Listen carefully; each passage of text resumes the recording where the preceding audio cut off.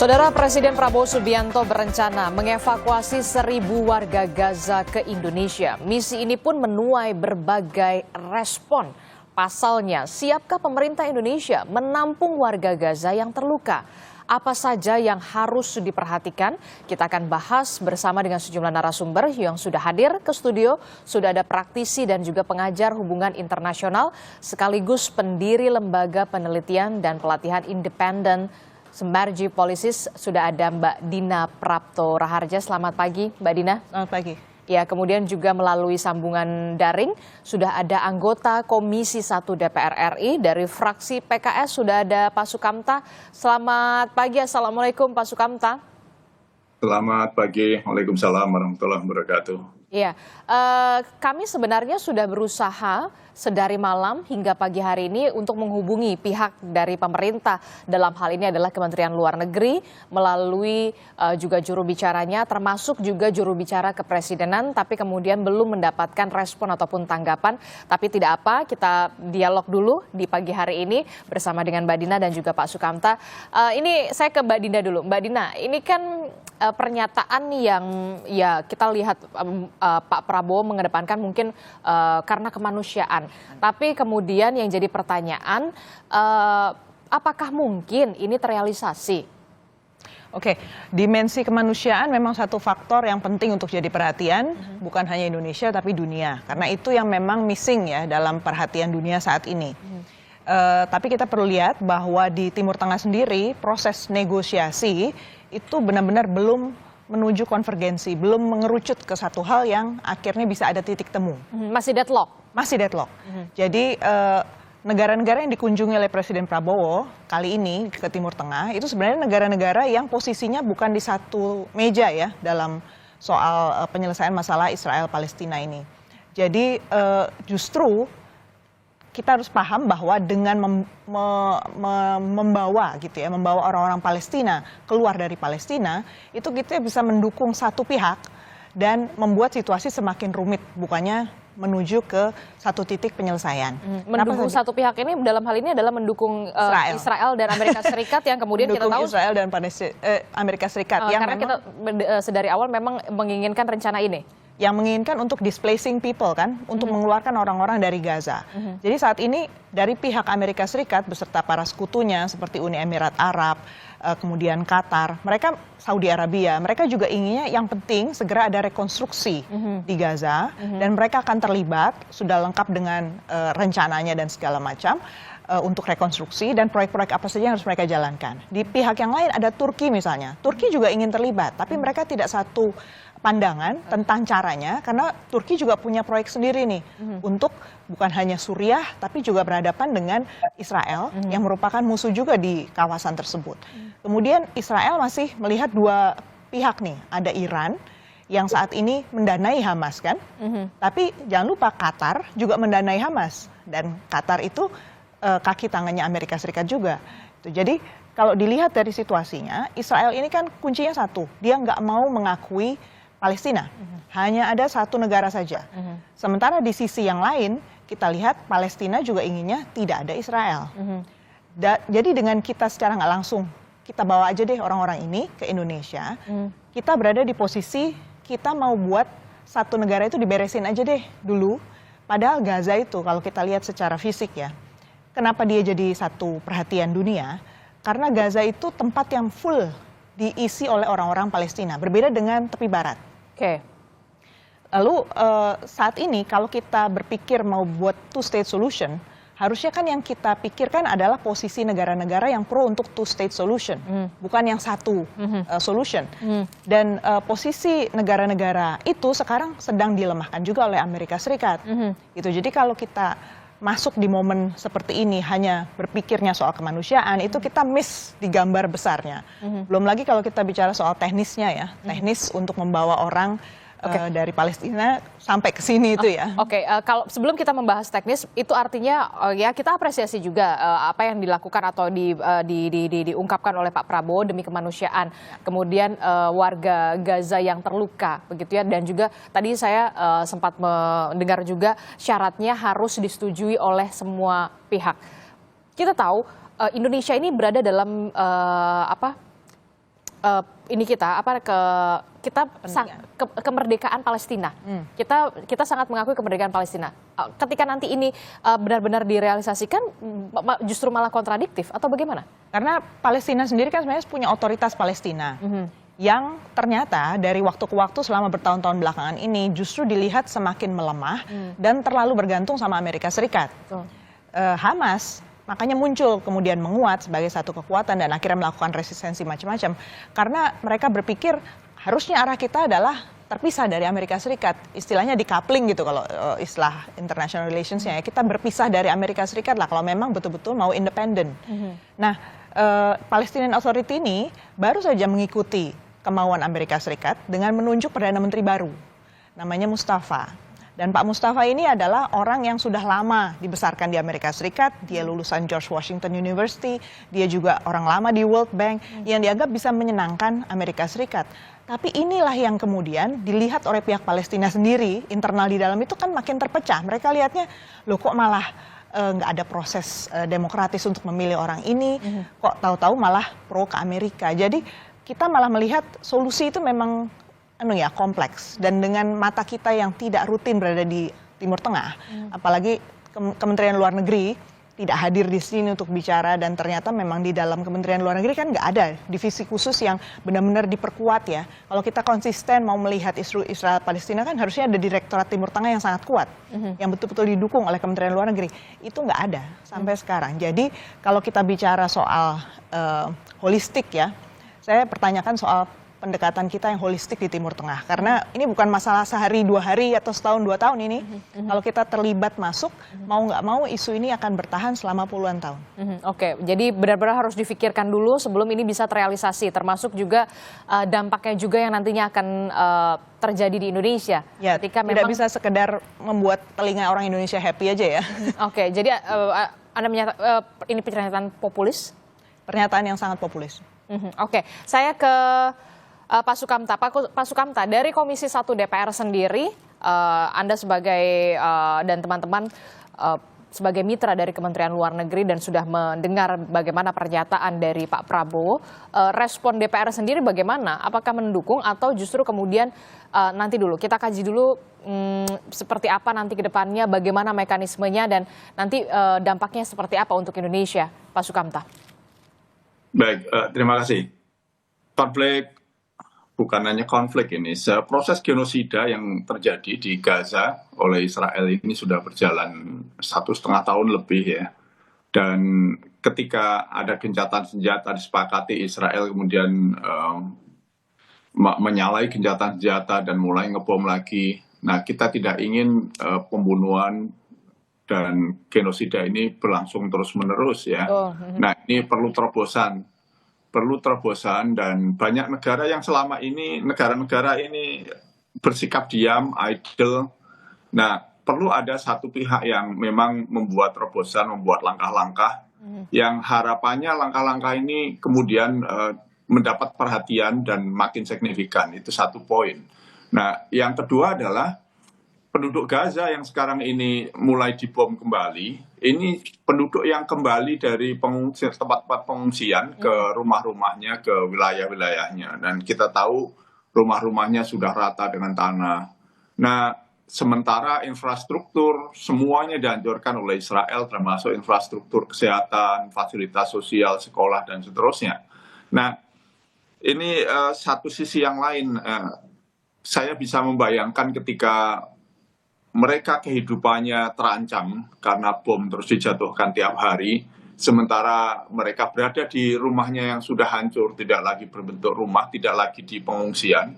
Ini kalau dibebani lagi dengan anggota keluarga yang kakinya putus, yang tangannya putus, yang badannya terluka oleh bom, anak-anak yatim, nah ini akan menjadi penderitaan yang sangat luar biasa. Nah, sehingga apa yang dilakukan oleh Presiden untuk melakukan diplomasi, untuk mengevakuasi orang-orang yang terluka ya. Beda dengan proposalnya Presiden Trump yang ingin mengosongkan jalur Gaza dari penduduk Palestina. Ini hanya untuk orang-orang yang terluka, orang-orang yatim piatu yang butuh perawatan dan seterusnya, dan nantinya akan dikembalikan ke sana. Bedanya, saya yakin bedanya Indonesia dengan Amerika adalah ini janjinya janji betulan. Peristiwa Nakba dulu dijanjikan penduduknya diungsikan, nanti Betul. boleh kembali, ternyata nggak boleh kembali. Pasti berbeda dengan janjinya Indonesia. Indonesia punya keinginan untuk membantu kemerdekaan bangsa Palestina. Kita juga punya pengalaman membantu pengungsi Vietnam dulu ketika mereka sedang perang. Kita tampung di Pulau Galang, terus kemudian begitu Vietnam damai dikembalikan. Kita masih punya PR menampung warga Rohingya yang sampai hari ini belum selesai konfliknya. Nah, jadi kita punya track record sebetulnya soal ini. Jadi, Tapi kan ini di Indonesia saja begitu ya, ketika Rohingya ini ada di Aceh dan juga beberapa wilayah di Indonesia saja ini aja belum selesai. Bagaimana kemudian betul. bagaimana Ya. kemudian negara harus hadir juga untuk bisa memikirkan soal ini begitu nanti untuk dampaknya ke Indonesia depannya. ini cukup besar. Indonesia cukup besar. Kalau kita mau menjadi pemimpin, saya kira kita memang harus mengambil inisiatif. Kalau kita nggak mau jadi pemimpin, kita menarik diri semuanya, ya sudah, kita akan berada di dalam cangkang kita sendiri. Dan apa yang dilakukan oleh Pak Prabowo, saya kira ini inisiatif bagus. Indonesia punya rumah sakit, Kemhan punya rumah sakit besar yang barusan diresmikan beberapa waktu yang lalu oleh Presiden. Kapasitasnya besar, dokternya mumpuni, ini secara teknis memungkinkan sekali. Jadi apa yang dilakukan Pak Presiden ini menurut saya tidak perlu dikhawatirkan. Dan sebetulnya proses evakuasi ini akan sangat rumit, akan sangat sulit karena Israel terus ngebomi. Tapi dengan Indonesia dengan dada tegak eksis masuk ke sana, itu akan memberikan sinyal kepada Israel bahwa we are here.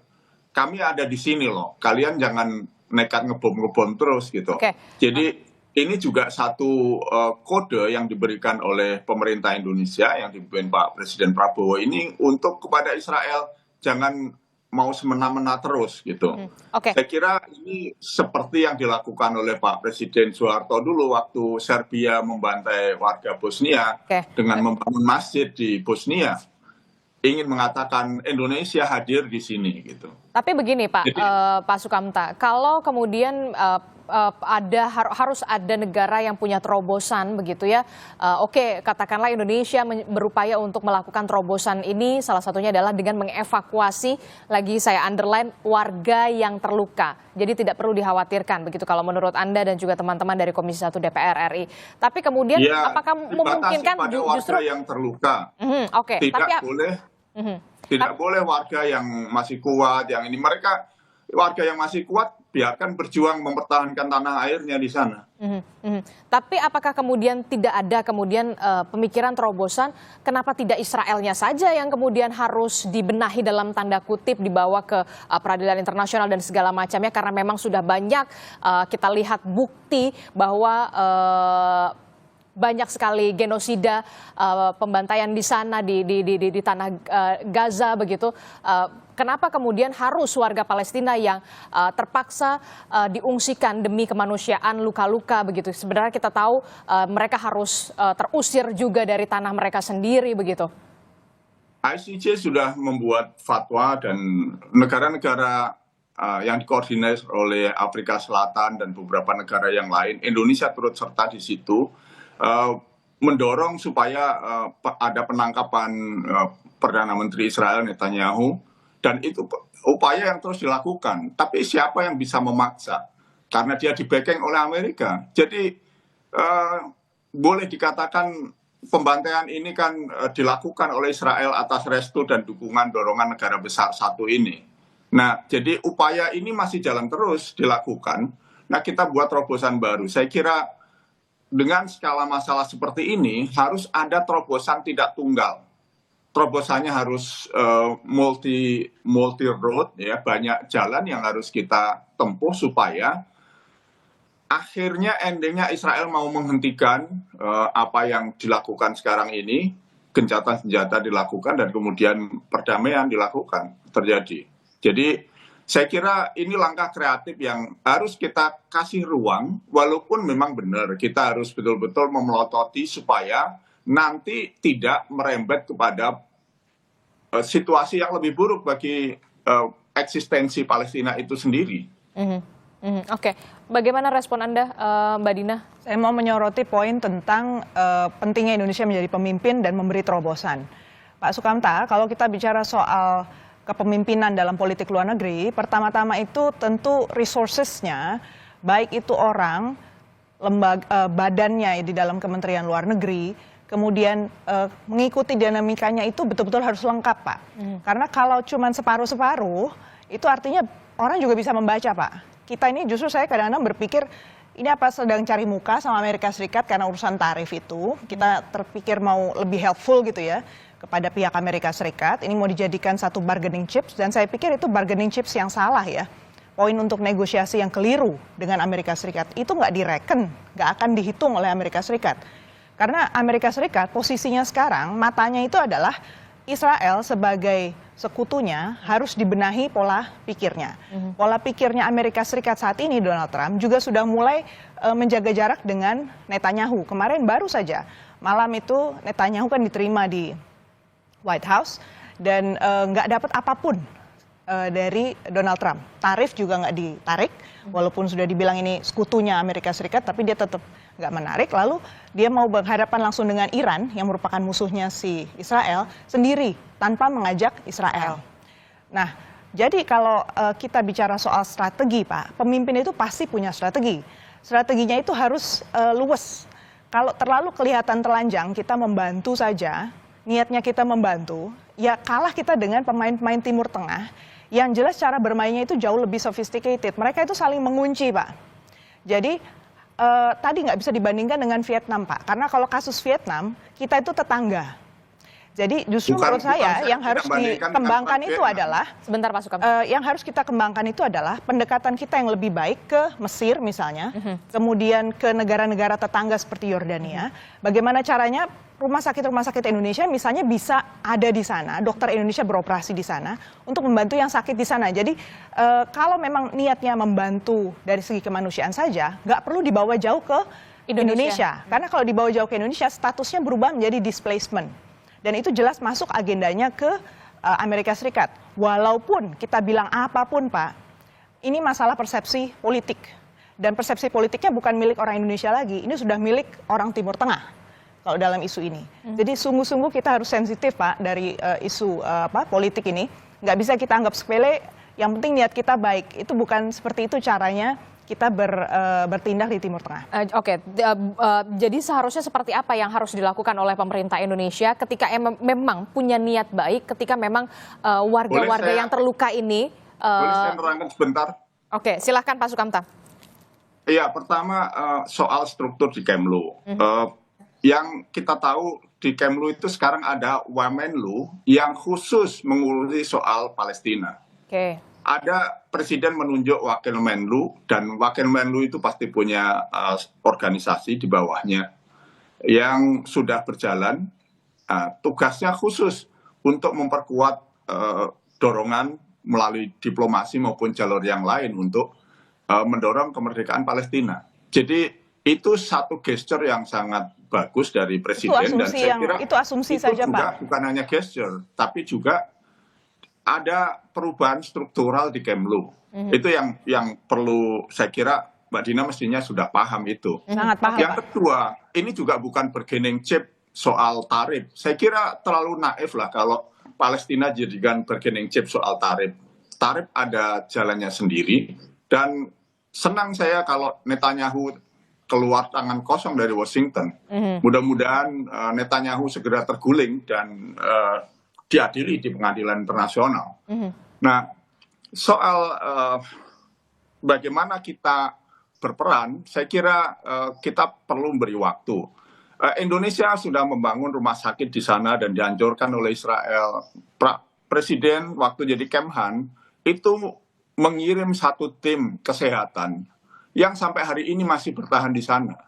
Jadi apa yang dilakukan ini hasil dari evaluasi lapangan yang sudah berjalan hampir 1 tahun ya atau lebih dari tim yang dikirim oleh Pak Prabowo, tim kesehatan dari yang beliau bentuk waktu beliau menjadi Kemhan, dan ini diperkuat ketika menjadi presiden. Jadi langkah ini bukan langkah tiba-tiba, bukan langkah cari muka, juga bukan langkah sekedar lip service untuk menyenangkan satu dua pihak. Jadi mudah-mudahan kita berharap adalah nurani Pak Prabowo sebagai presiden. Saya percaya beliau tidak menjadikan persoalan Palestina ini sebagai komoditas politik.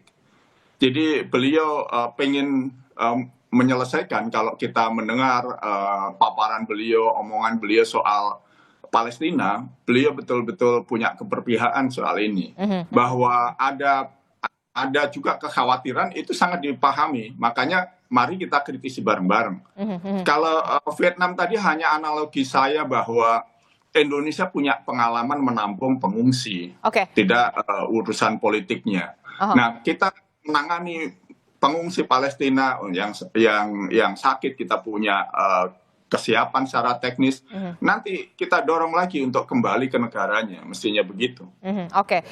Jadi yang perlu di-underline adalah upaya evakuasi terhadap warga Palestina yang kemudian Gaza yang terluka. Begitu, ini yang harus di-underline dan dievakuasi terlebih dahulu. Sementara gelombang pertama 1.000, kemudian ketika sudah sembuh dan kondisi Gaza sudah memungkinkan, dikembalikan lagi. Sudah ada jaminan soal itu ya Pak?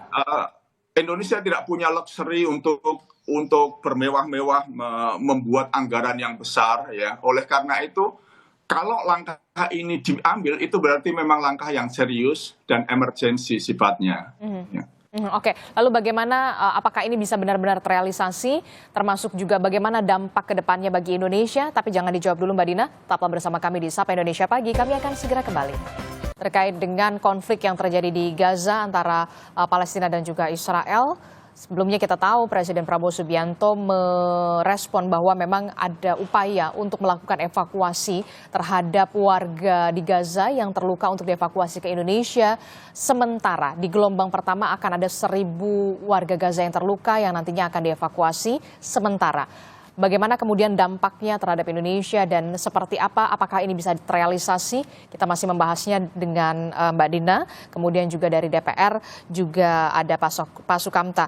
Mbak Dina dan juga Pak Sukamta, saya membaca di Harian Kompas ini soal Gaza dan juga Palestina termasuk juga Israel di halaman 4 soal upaya bersama demi Gaza perlu didorong begitu ya. Ada bacaan dari Pak Smith Al-Hadar yang merupakan pengamat Timur Tengah dan penasihat Indonesia Society for Middle East Studies begitu ya. Jika ingin memindahkan warga Palestina untuk sementara waktu, Mesir bisa menjadi jawabannya. Namun Mesir pun tidak percaya jika relokasi benar-benar bersifat sementara. Inilah yang kemudian menjadi pertanyaan kita bersama begitu ya. Apakah benar ini akan dilakukan sementara ataukah kemudian jangan sampai ada kekhawatiran apakah ini upaya untuk kemudian mengosongkan Gaza begitu ya dengan warganya yang harus dipindahkan begitu ya. Tapi kita juga harus apresiasi betul apa yang dilakukan atau langkah yang dilakukan oleh Presiden Prabowo Subianto atas nama kemanusiaan untuk menghandle dalam tanda kutip warga-warga Gaza yang terluka begitu ya. Saya ke Mbak Dina dulu, Pak Sukamta. Kalau memang ini terrealisasi begitu ya, warga Gaza ini kan punya kewarganegaraan. Ketika dievakuasi begitu ya ke Indonesia, statusnya akan seperti apa dan aturan internasional seperti apa? Benarkah ini bisa terrealisasi atau ada syarat dulu yang harus ditempuh oleh Indonesia sebelum nantinya niatan ini benar-benar terrealisasi, Mbak Dina? Oke, saya mundur satu step dulu, mengatakan bahwa upaya Presiden Prabowo memang harus diapresiasi. Bahwa dibandingkan dengan periode sebelumnya di masa Presiden Jokowi, di mana Pak Jokowi itu nggak pernah ngurusin langsung sampai seperti ini turun tangan, itu perlu diapresiasi. Tapi Bapak, kita tidak perlu terburu-buru. Karena sejumlah aktor yang bermain di Timur Tengah itu selalu membaca situasi dengan lengkap dulu dan mereka itu bisa dilibatkan dalam proses damai karena mereka sudah puluhan tahun terlibat dan punya tadi akses-akses yang kok belum dibahas justru di sini ya. Tadi soal aliran dana untuk Hamas, aliran dana untuk Fatah. Karena pada akhirnya kita kan ingin Palestina kuat. Betul. Dan Palestina itu lagi terpecah nih antara Fatah dengan Hamas dan kelompok-kelompok lain.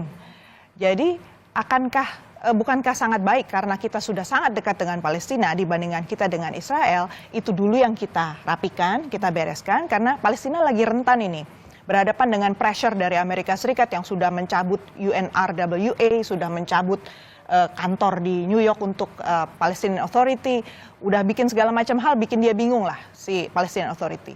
Harusnya kan kita di sana untuk mereka.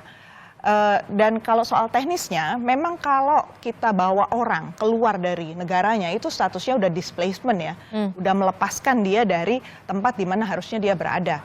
Dan itu statusnya sudah refugees. Jadi nggak bisa sekedar bukan turis gitu loh, untuk turis medical gitu ya, berangkat ke Indonesia lalu sudah beres pulang lagi.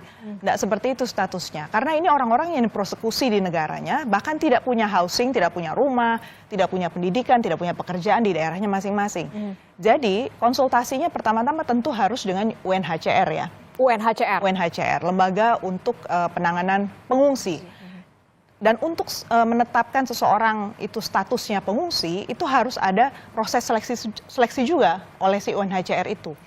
Dan dari pihak Indonesia juga akan dilihat apa saja yang akan disediakan selama orang itu berada di Indonesia.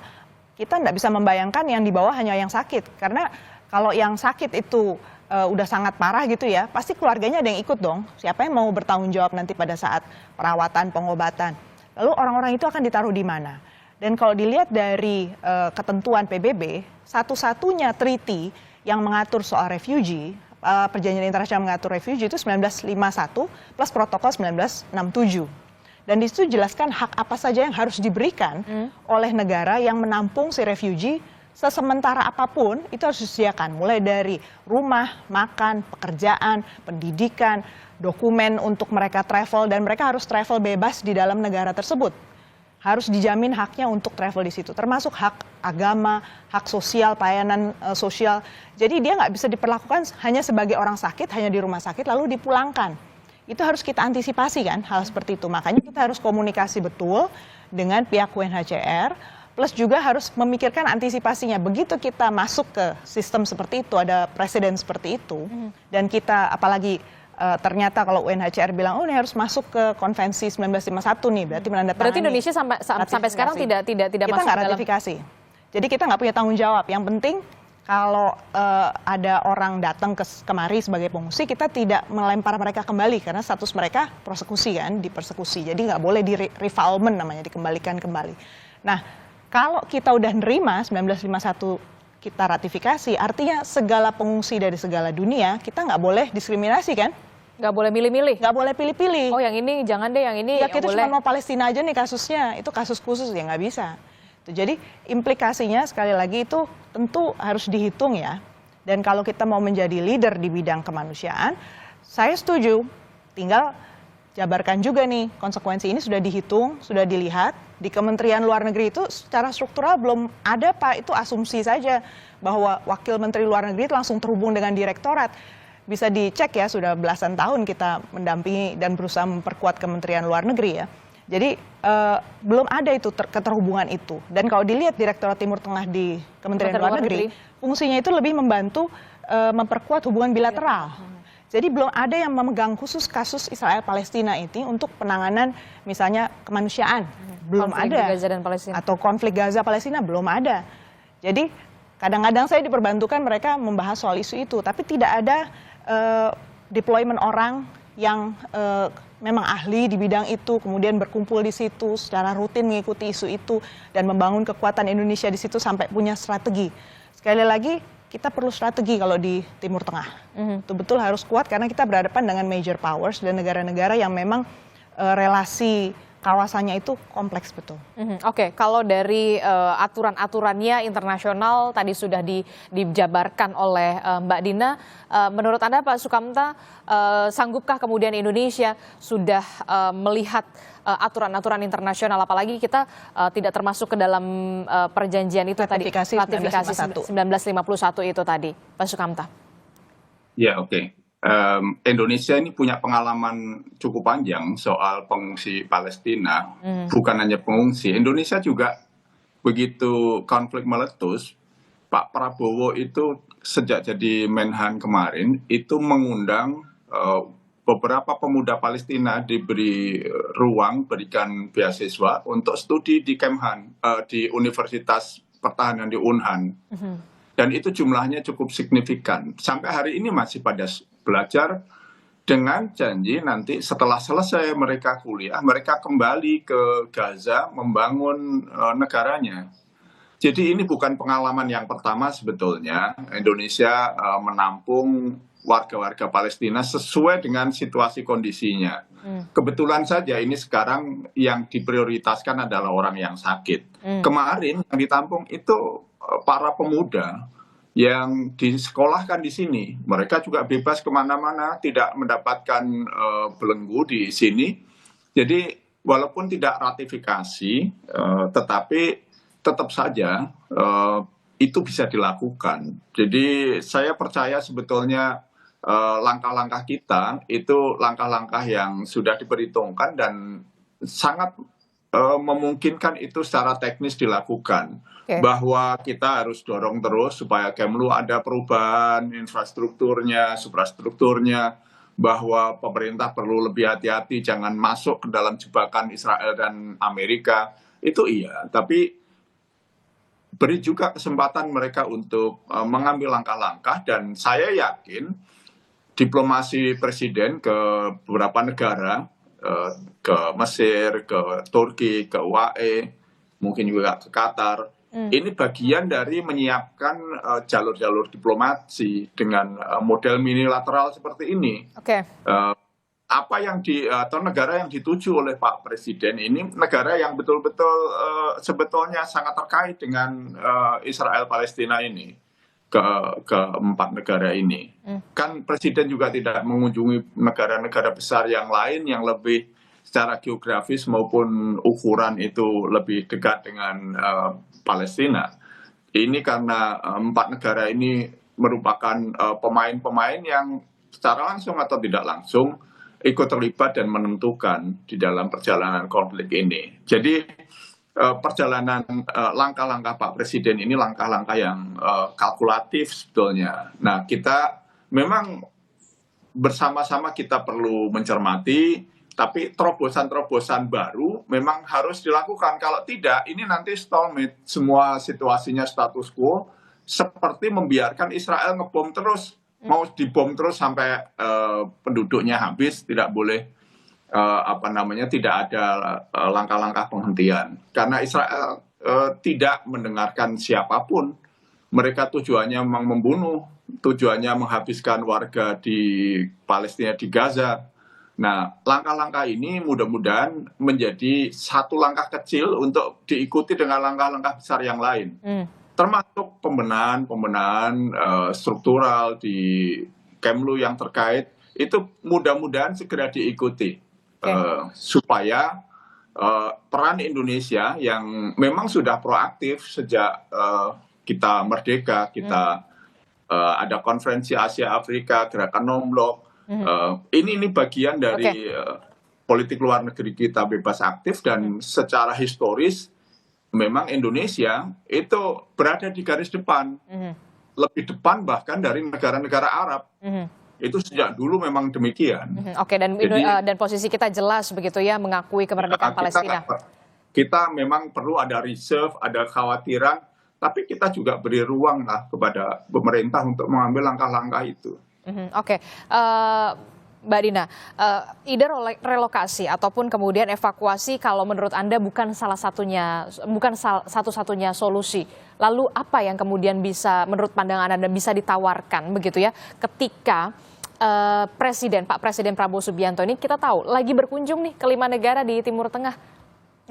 Karena menurut saya yang paling penting untuk masalah penguatan Palestina supaya mereka bisa berjuang untuk berhadapan dengan Israel. Israel ini kalau kita lihat ya, paling nggak selama Trump berkuasa, dia akan mengalami sejumlah hal yang cukup membuat dia limbung mungkin. Karena Donald Trump punya kepentingan untuk menarik kembali uang-uang Amerika, intinya gitu. Jadi kemungkinan besar pendekatan Trump 1 dengan Trump jilid 2 ini akan berbeda sedikit ke Israel. Tapi nggak bisa totally different. Jadi kita harus hati-hati juga mencermati si Donald Trump ini. Mungkin duitnya ditarik, tapi apa yang dikasih kita nggak tahu. Karena bagaimanapun juga Amerika Serikat punya kepentingan ini untuk memastikan uang kas negara di Amerika Serikat itu akan kembali besar. Amerika Serikat akan berjumpa dengan negara-negara besar di Timur Tengah. Kaitannya itu soal minyak juga. Karena Amerika Serikat berusaha untuk menjadi pemasok minyak nih sekarang. Alternatif dari negara-negara Timur Tengah. Indonesia tentu harus bisa melihat ya, membaca situasi seperti ini ke depannya. Karena efeknya ke Indonesia, kita udah net importer minyak. Itu salah satu hal. Jadi, dengan kedekatan Amerika Serikat ke negara-negara tersebut, agendanya dia untuk memberikan istilahnya pacifier ya, memberi penyenang gitu ya, hal-hal yang menyenangkan buat negara-negara Timur Tengah supaya mau ikut agendanya Amerika Serikat, itu yang harus kita antisipasi. Berarti hubungan bilateral Indonesia dengan Amerika Serikat, duta besar kita, siapapun yang nantinya terpilih untuk Amerika Serikat, itu mau nggak mau harus peka betul melihat segala kesempatan untuk memastikan jangan sampai agendanya itu jadi Amerika Serikat saja. Karena kalau Amerika Serikat kuat, si Palestina akan makin tertekan. Karena dia dipaksa untuk menerima terms ya, terms agreement. Bagaimana caranya yang kedua supaya Benjamin Netanyahu bisa melemahkan di sana?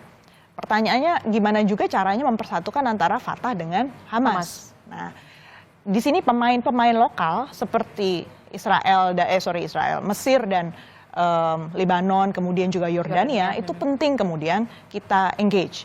Kita kebetulan kemarin punya relasi baik sama Turki, dan Turki juga punya perhatian nih sama topik ini. Kita harus duduk lagi kemudian memetakan gimana secara politik kita harus masuk. Karena isu kemanusiaan nggak bisa lepas dari isu politik. Terus tadi yang ketiga Pak Sukamta sempat nyebut soal pendidikan. Memang menarik kalau orang dari Palestina ini punya terobosan baru juga soal pendidikan. Nah kalau itu saya setuju kalau mereka dibawa kemudian mereka ada pertukaran pelajar misalnya, itu jelas tuh pembatasannya, mereka nggak akan dihitung sebagai refugees.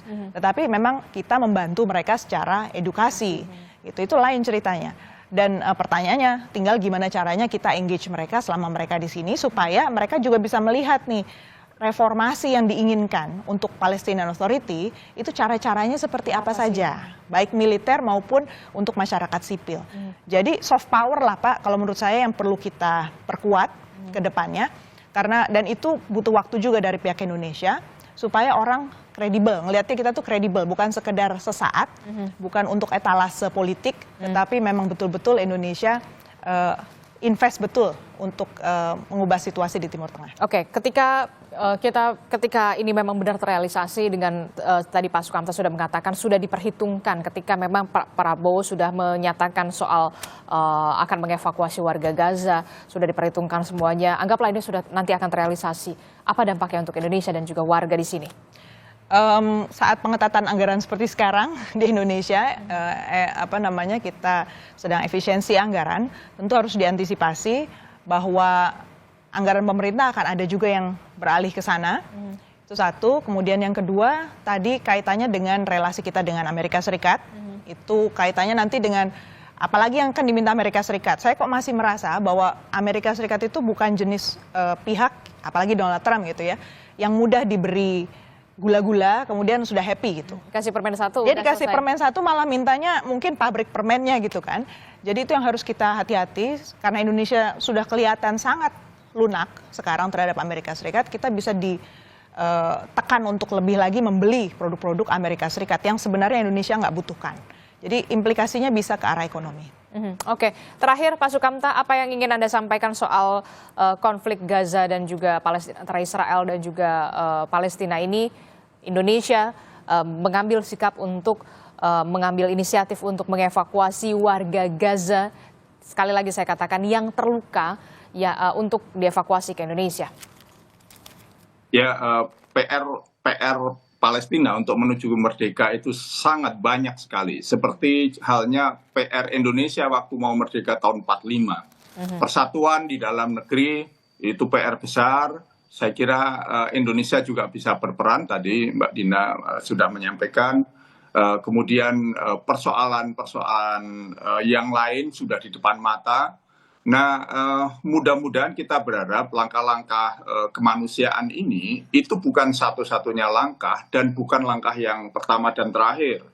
Ya, ini perlu menjadi ruang untuk dunia, terutama yang berkonflik, itu untuk melihat bahwa bukan hanya negara Arab kok yang berperan ini, yang ingin konflik ini selesai gitu. Nah, setelah ini mudah-mudahan Indonesia bisa, setelah menunjukkan perannya, inisiatifnya ini, Indonesia bisa berperan lebih lanjut. Ada alasan untuk berkoordinasi lebih erat dengan Mesir, dengan Turki, dengan Qatar, dengan UAE, agar bersama-sama menyelesaikan persoalan kemerdekaan Palestina dan penjajahan Israel ini. Nah, kita berharap peran Indonesia yang masuk ke gelanggang lebih dalam, bukan hanya periferal seperti selama ini akan membawa kemajuan yang lebih signifikan. Karena pemain-pemain lama, mungkin karena pengetahuan medan yang terlalu dalam, kadang-kadang membuat mereka ragu-ragu dan tidak berani melangkah, di samping mungkin agenda-agenda mereka yang bertentangan dengan yang dituju untuk menuju kepada solusi dua negara, kemerdekaan Palestina, persatuan yang ada di Palestina, baik di tepi barat maupun di Gaza. Nah, Indonesia yang jauh tidak punya agenda-agenda secara pendek terkait dengan kemerdekaan bangsa Palestina, tidak ada vested interest pribadi kecuali amanah undang-undang, amanah konstitusi kita. Mudah-mudahan lebih bisa berperan karena kita tidak dilihat sebagai pemain-pemain yang berpihak kepada salah satu yang berkonflik, baik itu di dalam negeri Palestina sendiri maupun antara Palestina dengan Israel. Oke, baik, kita akan tunggu bagaimana nanti hasil lawatan atau kunjungan kenegaraan dari Pak Presiden Prabowo Subianto ke 5 negara di Middle East, begitu ya, di Timur Tengah. Apakah nanti akan ada menghasilkan kemudian rekonstruksi soal Gaza yang melibatkan liga-liga Arab, nanti akan menghasilkan solusi yang benar-benar diimpikan oleh warga Gaza Palestina untuk bisa tinggal dengan aman, nyaman, dan juga layak. Terima kasih Pak Sukamta telah bergabung bersama kami, kemudian juga Mbak Dina, terima kasih telah bergabung bersama kami. Terima kasih.